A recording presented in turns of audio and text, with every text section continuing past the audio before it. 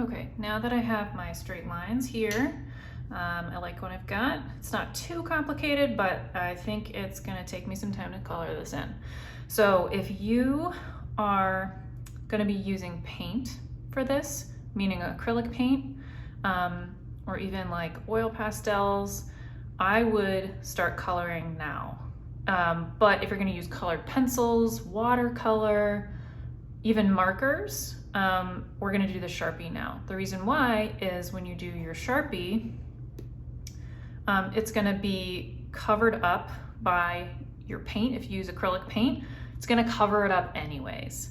And so you're gonna have to redraw it anyways. So I'm gonna be using watercolor, so I'm gonna be doing my Sharpie now. So I'm gonna start with my shapes. I'm just gonna be, with my objects, I'm just gonna outline every single pencil line that I see on my paper right now.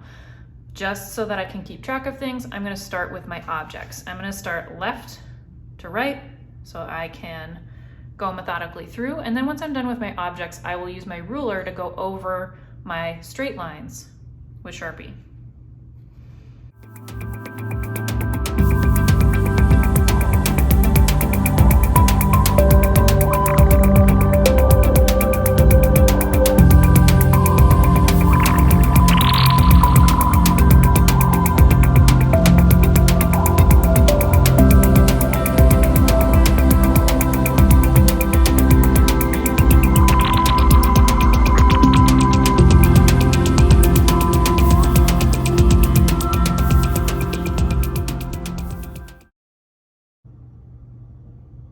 Okay, now that I have my Sharpie lines, I'm gonna use my eraser.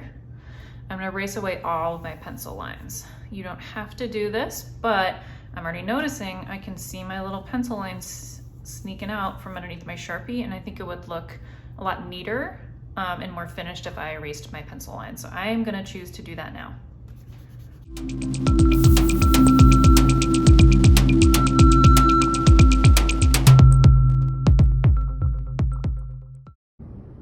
Let's review the color wheel.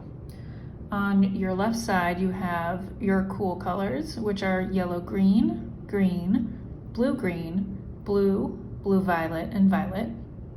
And on the right side of your color wheel, you have the warm colors, which are yellow, yellow, orange, orange, red, and red, violet. Okay, now that we've reviewed warm colors and cool colors, now you can actually pick which colors you're gonna use. So we're gonna do our objects cool, and everything else in the background we're gonna do warm. So if you're doing colored pencils, for instance, you might wanna pick your cool colors first, kind of put them in a group, put them aside, and then pick your warm colors, and then keep them separate so you know what you're using. So I'm gonna use watercolor, so I'm just gonna put these aside. And I've got some water in a glass. I've got paper towel to blot my paintbrushes. So when I get them wet, I can blot it when I'm switching colors.